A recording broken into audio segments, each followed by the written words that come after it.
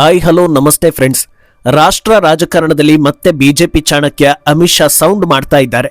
ಲೋಕಸಭೆಯಲ್ಲಿ delimitation bill ಮಂಡನೆ ಮಾಡೋದಕ್ಕೂ ಮುನ್ನವೇ ಅದಕ್ಕೆ ಇರೋ ದೊಡ್ಡ ಅಡೆತಡೆಗಳನ್ನ ಬಗೆಹರಿಸೋ ಕೆಲಸ ಮಾಡ್ತಾ ಇದ್ದಾರೆ. ದಕ್ಷಿಣ ಭಾರತದ ಸಿಎಂಗಳ ಜೊತೆಗಿನ ಸಭೆಯಲ್ಲಿ ತಮಿಳುನಾಡು ಸಿಎಂ ಜೋಸೆಫ್ ವಿಜಯ್ ಜೊತೆಗಿನ ಮಾತುಕತೆ ತುಂಬಾನೇ ಹೈಲೈಟ್ ಆಗ್ತಾ ಇದೆ.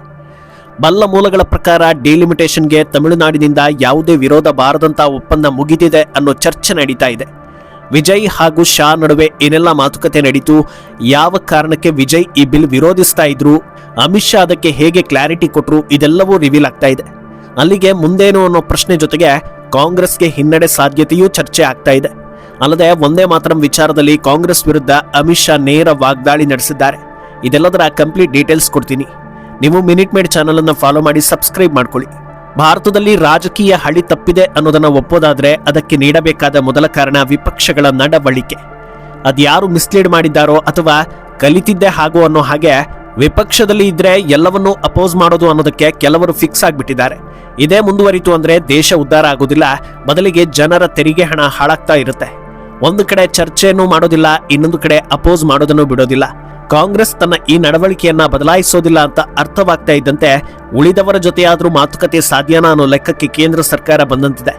ಈ ಹೊತ್ತಲ್ಲಿ ತಮಿಳುನಾಡು ಸಿಎಂ ವಿಜಯ್ ಜೊತೆಗೆ ನಡೆದಿರೋ ಡಿಲಿಮಿಟೇಷನ್ ಚರ್ಚೆ ಎನ್ಡಿಎಗೆ ಪಾಸಿಟಿವ್ ಸಿಗ್ನಲ್ ಕೊಟ್ಟಿರೋ ಸುದ್ದಿಗಳು ಬರ್ತಾ ಇದೆ.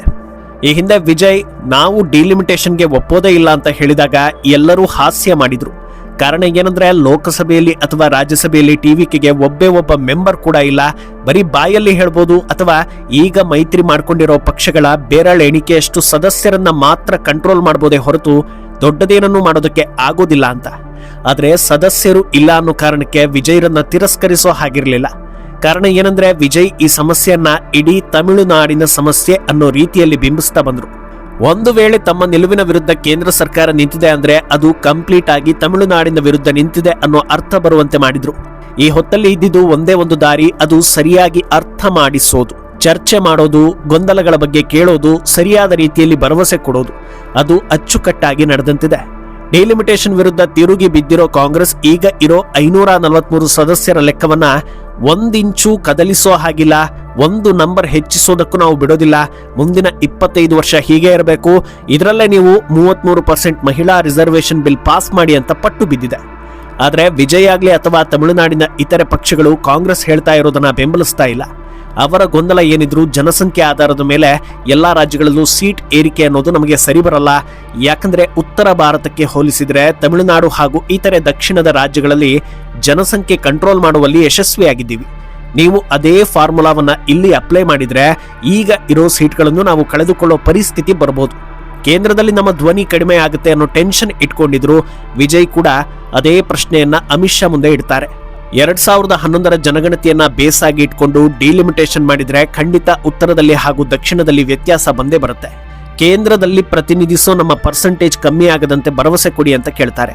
ಈ ಬಗ್ಗೆ ಕ್ಲಾರಿಟಿ ಕೊಡೋ ಅಮಿತ್ ಶಾ ಯಾವುದೇ ಕಾರಣಕ್ಕೂ ಭಾರತದ ಯಾವ ರಾಜ್ಯದಲ್ಲೂ ಈಗ ಇರೋ ಲೋಕಸಭಾ ಸೀಟ್ಗಳ ಸಂಖ್ಯೆ ತಗ್ಗೋದೇ ಇಲ್ಲ, ಪ್ರತಿ ರಾಜ್ಯದಲ್ಲೂ 50% ಸೀಟ್ಗಳನ್ನ ಹೆಚ್ಚಿಸೋದೇ ನಮ್ಮ ಉದ್ದೇಶ.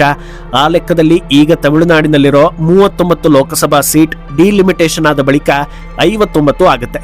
20 ಸೀಟ್ ಜಾಸ್ತಿ ಆಗ್ತಾ ಇದೆ. ಇದೇ ರೀತಿ ಎಲ್ಲಾ ರಾಜ್ಯಗಳಲ್ಲೂ ಹೆಚ್ಚಳ ಆಗಲಿದೆ. 50% ಹೆಚ್ಚಳದಲ್ಲಿ ಯಾವುದೇ ಅನುಮಾನ ಬೇಡ. ಇಲ್ಲಿ ಜನಸಂಖ್ಯೆ ಆಧಾರ ಇಟ್ಕೊಂಡು ಎಡವಟ್ಟು ಮಾಡೋದಿಲ್ಲ ಅನ್ನೋದನ್ನ ಕ್ಲಿಯರ್ ಮಾಡಿದ್ದಾರೆ. ದಕ್ಷಿಣ ರಾಜ್ಯಗಳ ಎಲ್ಲಾ ಸಿಎಂಗಳ ಬಳಿಯೂ ಇದನ್ನೇ ಚರ್ಚೆ ಮಾಡಿದ್ದಾರೆ. ಆದ್ರಿಂದ ಈ ಮೀಟಿಂಗ್ ನಲ್ಲಿ ಡಿಲಿಮಿಟೇಷನ್ಗೆ ಇದ್ದ ದೊಡ್ಡ ಅಡ್ಡಿ ಕ್ಲಿಯರ್ ಆಗಿದೆ ಅನ್ನೋ ಸುದ್ದಿಗಳು ಬರ್ತಾ ಇದೆ. ಅಲ್ಲಿಗೆ ಈ ಮೀಟಿಂಗ್ ನಂತರದ ಬೆಳವಣಿಗೆ ಹೇಗಿರಬಹುದು ಅನ್ನೋದನ್ನ ನೋಡ್ತಾ ಹೋದ್ರೆ ದಕ್ಷಿಣದ ರಾಜ್ಯಗಳ ಪೈಕಿ ಆಂಧ್ರ ಪ್ರದೇಶದಲ್ಲಿ ಮೈತ್ರಿ ಸರ್ಕಾರ ಇದ್ದು ಚಂದ್ರಬಾಬು ನಾಯ್ಡು ಆಲ್ರೆಡಿ ತಮ್ಮ ಬೆಂಬಲವನ್ನ ಘೋಷಣೆ ಮಾಡಿದ್ದಾರೆ. ತಮಿಳುನಾಡಿನಲ್ಲಿ ವಿಜಯ್ ಪಕ್ಷದಲ್ಲಿ ಸದಸ್ಯರು ಇಲ್ಲದೇ ಇದ್ರೂ ಈ ಹಿಂದೆ ಸ್ಟಾಲಿನ್ರ ಡಿಎಂಕೆ ಡಿಲಿಮಿಟೇಷನ್ ಪರವಾಗಿ ಒಲವು ತೋರಿಸಿತ್ತು. ಅವರ ಬೆಂಬಲ ಅತ್ಯಂತ ಮುಖ್ಯವಾಗಿದ್ದು ಈಗ ಸಿಕ್ಕಿರೋ ಕ್ಲಾರಿಟಿ ಬೆನ್ನಲ್ಲೇ ಅವರೂ ಕೈ ಜೋಡಿಸೋ ಸಾಧ್ಯತೆ ಇದೆ. ಏನೋ ಈ ಮೀಟಿಂಗ್ ನಲ್ಲಿ ತೆಲಂಗಾಣ ಸಿಎಂ ರೇವಂತ್ ರೆಡ್ಡಿ ಕಾಣಿಸ್ಲಿಲ್ಲ. ಕರ್ನಾಟಕ ಹಾಗೂ ಕೇರಳದಲ್ಲಿ ಕಾಂಗ್ರೆಸ್ ಸರ್ಕಾರ ಇರೋದ್ರಿಂದ ನೇರವಾಗಿ ಬೆಂಬಲವನ್ನ ನಿರೀಕ್ಷೆ ಮಾಡೋದಕ್ಕೆ ಸಾಧ್ಯವೇ ಇಲ್ಲ. ಮ್ಯಾಜಿಕ್ ಆಗೋದಕ್ಕೆ ಒಂದು ಅವಕಾಶ ಇರಬಹುದು.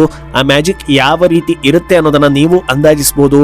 ಗೈರು ಅಥವಾ ಅಡ್ಡ ಮತದಾನದ ಮೂಲಕ ಬೆಂಬಲ ಸಿಗಬಹುದು ಅನ್ನೋ ನಿರೀಕ್ಷೆ ಇದೆ. ವಿಂಟರ್ ಸೆಷನ್ ನಲ್ಲಿ ಡಿಲಿಮಿಟೇಷನ್ ಬಿಲ್ ಮಂಡನೆಯಾಗುವ ಸಾಧ್ಯತೆ ಬಗ್ಗೆ ಮಾಹಿತಿಗಳು ರಿವೀಲ್ ಆಗಿದೆ. ಏನೋ ಈಗ ಎಲ್ಲರಲ್ಲೂ ಒಂದು ಅನುಮಾನ ಇದೆ. ಅದು ತಮಿಳುನಾಡಿನಲ್ಲಿ ಟಿವಿಕೆ ಹಾಗೂ ಡಿಎಂಕೆ ಈಗ ಬದ್ಧ ವೈರಿಗಳಾಗಿವೆ. ಇಷ್ಟು ದಿನ ಡಿಎಂಕೆ ಡಿಲಿಮಿಟೇಷನ್ಗೆ ಪಾಸಿಟಿವ್ ಆಗಿದ್ರು, ವಿಜಯ್ ವಿರುದ್ಧ ನಿಂತಿದ್ರು.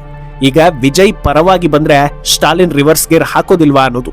ಆದ್ರೆ ಇಲ್ಲಿ ಅದನ್ನೂ ಮೀರಿಸುವ ಇನ್ನೊಂದು ವಿಚಾರ ಇದೆ.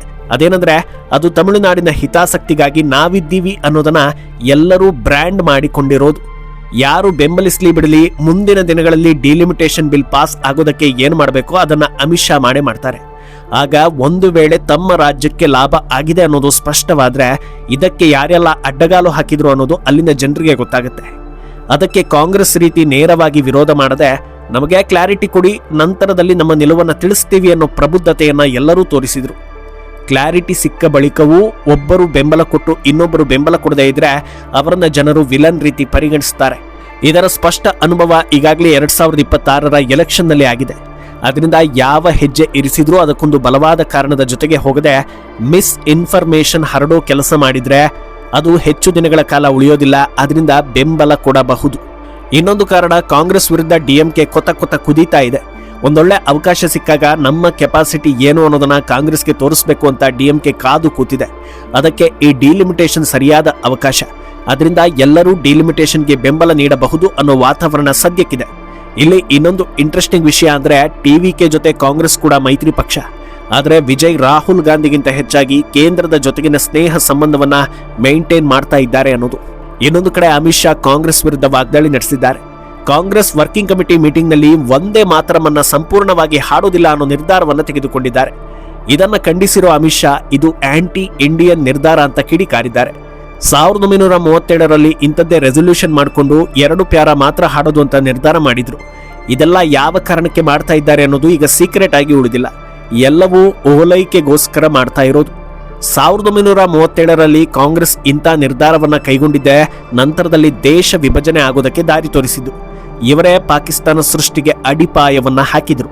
ಅದರಿಂದ ಭಾರತ ಹಾಗೂ ಭಾರತೀಯರು ಏನೆಲ್ಲ ಅನುಭವಿಸಿದ್ರು ಅನ್ನೋದು ಗೊತ್ತಿದೆ. ಅದರಿಂದ ಪಾಠ ಕಲಿಯದೆ ಈಗ ಮತ್ತೊಮ್ಮೆ ಇದೇ ರೀತಿ ಓಲೈಕೆ ಮಾಡಿ ವಿಭಜನೆ ಮಾಡೋದಕ್ಕೆ ಹೊರಟಿದ್ದಾರೆ. ಇದನ್ನ ಭಾರತೀಯ ಜನತಾ ಪಾರ್ಟಿ ಯಾವುದೇ ಕಾರಣಕ್ಕೂ ಒಪ್ಪೋದಿಲ್ಲ, ದೊಡ್ಡ ದನಿಯಿಂದ ಖಂಡಿಸ್ತೀವಿ ಅಂತ ಆಕ್ರೋಶವನ್ನ ಹೊರ ಹಾಕಿದ್ದಾರೆ. ಅಂದಹಾಗೆ ಕಾಂಗ್ರೆಸ್ ನಿಲುವುಗಳು ಜನರಿಗೆ ನಿಜಕ್ಕೂ ಅಚ್ಚರಿಯನ್ನ ತರ್ತಾ ಇದೆ. ಈಗಾಗಲೇ ಹಲವು ಸಲ ಕಾಂಗ್ರೆಸ್ ಮೊದಲ ಪ್ರಯಾರಿಟಿ ಮುಸ್ಲಿಂ ಹಾಗೂ ಟಾರ್ಗೆಟ್ ಹಿಂದೂ ಅನ್ನೋದು ಜನರ ಅರಿವಿಗೆ ಬಂದಿದೆ. ಇದನ್ನ ಸರಿ ಮಾಡಿಕೊಂಡು ಎಲ್ಲರಿಗಾಗಿ ಕೆಲಸ ಮಾಡೋ ಬಗ್ಗೆ ಇದುವರೆಗೂ ಅವರು ದನಿ ಏರಿಸಿಲ್ಲ. ಹೇಗೂ ಹಿಂದೂಗಳು ದಡ್ಡರು, ಮೂರ್ಖರ ಸಂಖ್ಯೆ ಜಾಸ್ತಿ ಇರೋದ್ರಿಂದ ಕೇಳದೇ ಇದ್ರೂ ವೋಟ್ಗಳು ಬಂದೇ ಬರುತ್ತೆ.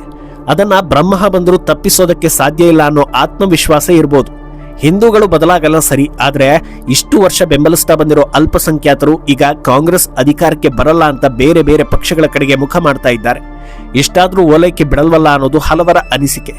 ಈ ಸ್ಟೋರಿ ಬಗ್ಗೆ ನಿಮ್ಮ ಅನಿಸಿಕೆಯನ್ನ ಕಮೆಂಟ್ ಮಾಡಿ.